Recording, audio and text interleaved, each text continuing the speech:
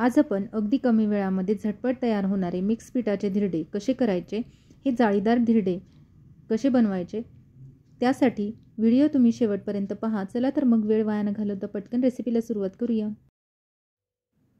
हे जाळीदार धिरडे बनवण्यासाठी मी येथे अर्धा कप बाजरीचे पीठ घेतले आहे, अर्धा कप गव्हाचे पीठ घेतलेले आहे आणि अर्धा कप येथे मी ज्वारीचे पीठ घेतलेले आहे।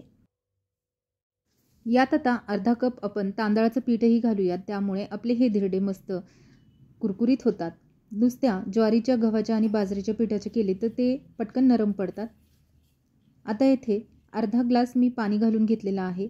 येथे पाहू शकता विस्करने आपण मिक्स करून घेतलं, पण पीठ थोडंसं घट्ट दिसत आहे, म्हणून येथे अर्धा ग्लास मी पाणी पुन्हा एकदा घालत आहे।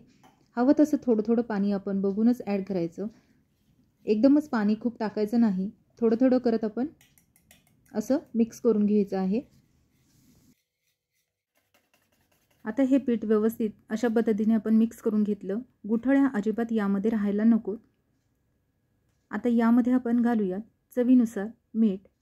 चवीनुसार मीठ घातलं। आता थोडीशी आपण रंग येण्यासाठी यामध्ये घालूयात हळद आणि चवीनुसार आपण घालूयात लाल तिखट। त्यानंतर थोडासा मी येथे हिंग घातला आहे चवीसाठी आणि ओवा घातला आहे। 2 चमचे तीळ घातले आहेत। धिरडे केल्यानंतर तीळ दिसायला खूप छान दिसतात, त्यामुळे आपण इथे तीळ घातलेले आहेत।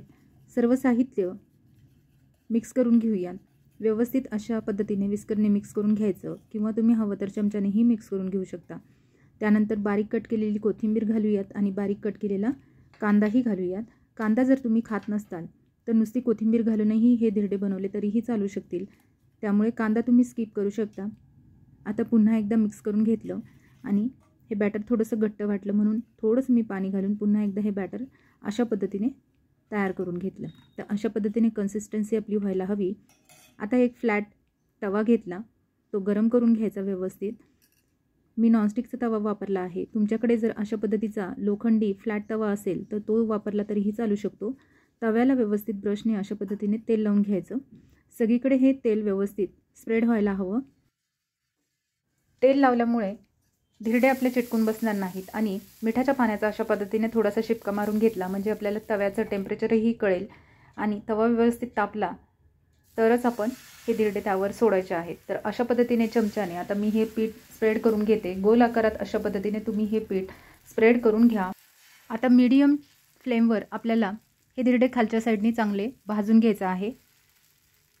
एकदम बारीक गॅसवर भाजलं तर त्यालाही खूप वेळ लागू शकतो आणि मोठ्या गॅसवर जर आपण भाजून घेतलं तर ते करपू शकतं, त्यामुळे मीडियम फ्लेमवर आपल्याला हे धिरडे चांगले भाजून घ्यायचे आहेत।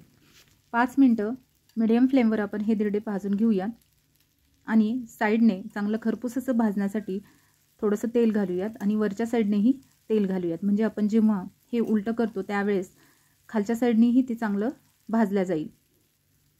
आता 5 मिनिटं झालेली आहेत।